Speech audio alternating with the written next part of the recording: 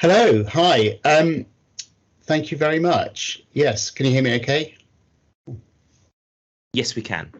Great. And probably you can see a slide as well. Yep. That's good. Okay, so lots of good thumbs up. That's great. Yeah, I'm Nigel Megitt. I am a 48-year-old white man with brown hair, and normally I wear glasses, but I'm too close to the screen, so I have to take them off. And I'm wearing a sort of maroony kind of polo top thing. And you might not be able to see it, but I'm in my office at the top of my house right now. So there's loads of people here. It's fantastic to see you all. Thank you very much for coming.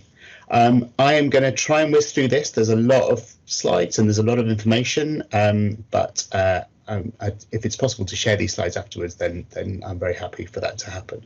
So let's get going. So this is making television accessible, identifying priorities to support audio description and captioning or subtitling at scale. I am an executive product manager at the BBC, and I look after the engineering strategy for how we make our audio visual media accessible. Now, the first thing I can see is that the font that is appearing here is not actually the one that I specified, but never mind, hopefully it'll still be readable. So what is the goal here? The goal is to make our audio visual media accessible. What does accessible mean? It means that information is represented in different modalities so that it can be understood and experienced by people in environments where not all modalities can be used. Am I getting in the way of these slides here? Let's just do this. That might help. And it would be great if I could not see my notes as well, because there aren't any. There we go, that's better. So there is a deliberate reference here to the social model. Who uses the accessibility components is not just people who can't hear or who can't see, but people who in the environment that they're in can't see or can't hear. And that might not be anything to do with their sort of innate capabilities, but everyone's important. We want to be inclusive to everybody. So that's a kind of important starting point. The modalities that I'm talking about, well, if you can't hear for some reason, then usually we switch to a visual representation. If you can't see, then we usually would switch to an audio representation. But obviously some people have combinations of issues or different issues. And so usually what we try and do is provide some sort of text representation that then gets presented using a local device that works for that individual. We can't always do that, but that's the sort of high level framework for how we try and tackle the most common issues. Now, the title of this slide of this presentation includes scale, and that's really important. In the BBC, obviously, we broadcast a lot of content, and our main output is also available on iPlayer, television output. And if you can look at the annual report, page 147, and you can see the scale that we work at. We have an awful lot of programs every year, and we audio describe and subtitle and sign a lot of them. And we try to exceed our regulatory requirements for that. So we're regulated by Ofcom for this. They set the proportions that we have to publish as a minimum, and we meet those, and also we're governed by our charter and the BBC agreement. And we've been doing this, we've been subtitling for sort of 40 years or so, and audio describing for nearly 20 years, so we've got quite a long experience doing it. And I think we're quite proud as well of being kind of leaders in this field and try and stay in that position when we can. So I want to go through the requirements for alternative representations, and then I'll talk about some of the solutions that we have. Let's think about visual representation. Usually that's subtitles or captions, and or it could be sign interpretation as well. So some really obvious things. Text needs to be readable. It's got to be in a clear font. It's got to be an adequate size. It has to have good contrast against the background. And bear in mind, for video content, it's not a static background very often. It's often patterned, and it can be moving if there's a panning shot or something like that. But also, as well as being able to read the text, you need to be able to see the underlying parts, or the important parts of the underlying image. There might be a face there where you need to be able to see the lips, so in case people are lip reading, or there might be some important part of the action that's that the viewers need to be able to see in order to understand what's going on. And the audience needs to be able to follow what's happening. They've got to have be able to understand changes of speaker, sound effects, that kind of thing. It really does help to have consistency of presentation, because that means that there's less overhead in terms of the viewer needing to adapt to different styles. And it's not just the visible style, it's also the editorial style. There is quite a lot of idiomatic cultural use of subtitles, and practices, editorial practices within subtitles that frequent users get to understand, but people from especially different countries might have a different set of idioms, and might not get it in quite the same way. And of course, synchronization is really important. If you're thinking, oh, I've got to synchronize my subtitles with the video, think slightly differently. You should really be synchronizing it with the audio as your timing reference. And that could be slightly different in some cases.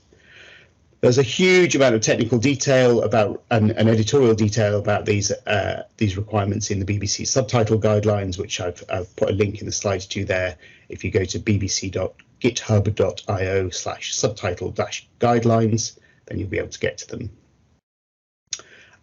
them. Sign language is also really important. So for deaf people, it's very common for them to think of signing as their first language, and to find understanding sign language in this country, British Sign Language, easier to understand than reading the subtitles. So that's definitely an important consideration. Another thing is, if there is a sign interpreter at an event that's being video recorded, by far the easiest thing to do is to make sure they're in the shot and clearly visible. A lot of the signing that we make is added on separately as a sort of after event, because there isn't a signer visible, but you do see various things like some kind of press conferences and that kind of thing where there is a signer in the room, and just recording them is a really good solution. Let's skip to audio representation. So the best thing by far is not to need some kind of additional audio setup.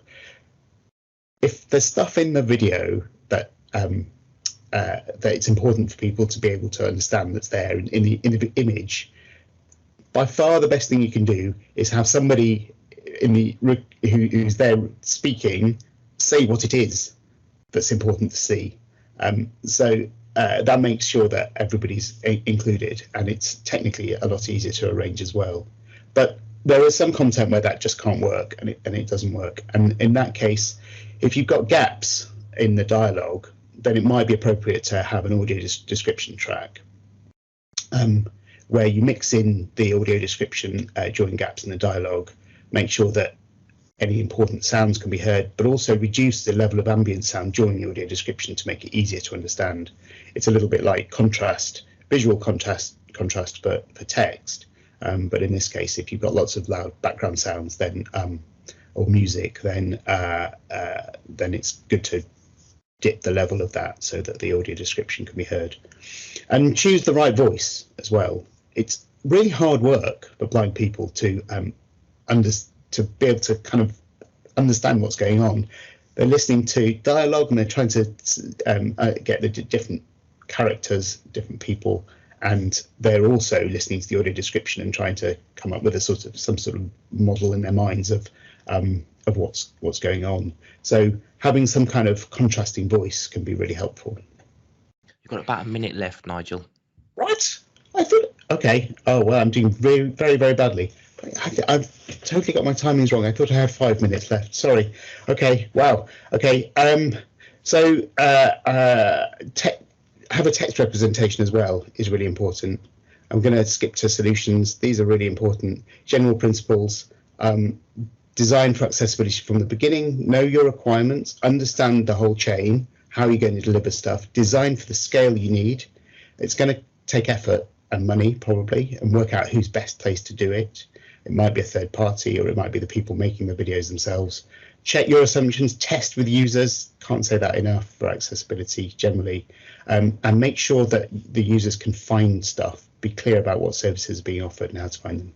Design it from the beginning to be accessible. I've got loads of solution stuff here. I think you want me to stop, filter, answer questions. I just want to say we use EBUTTD and IMSC text profile for our technical format for subtitles. It's complicated for live contribution, and that's an area that needs technical work. And we use an IMSC.js plugin, or beginning to use that for presenting this. And we use a mixture of third-party suppliers and our own production teams to make them.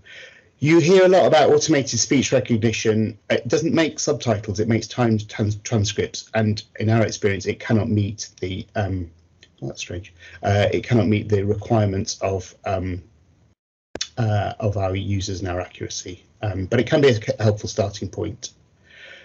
Formats is a big question that comes up, and I've got some text down there about that.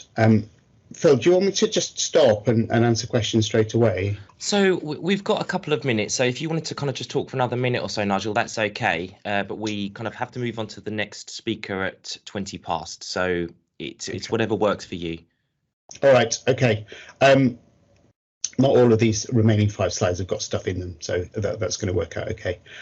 So there are lots of different subtitle formats, and just to mention, so I've said we use IMSC and EBUTTD.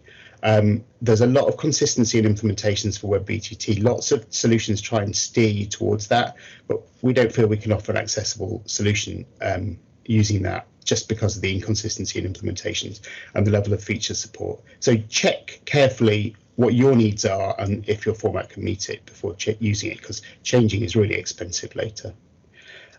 There's some stuff about signing here which I think is reasonably common sense. So I'm going to move over that. Audio description. If you need to do it, there's an issue that I'm trying to address to do with the lack of open standard exchange format for audio description scripts and mixing information. If that's interesting to you, please get in touch with me, because we've been doing some work to try and get some standardization done there, and it needs more help. So we're supposed to be saying about priorities. So here's my quick summary. Design your experience to be inclusive and accessible. Plan for delivery, work out how you're going to actually do it and when and who's going to do it.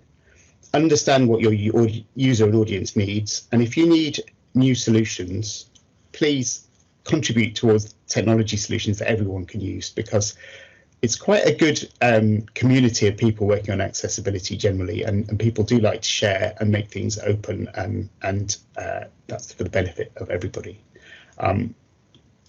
And so I'm going to say thank you. If you want to get in touch with me, my email address is here, nigel.megitt@bbc.co.uk, and my surname's got a weird spelling with 1 G and 2 T's.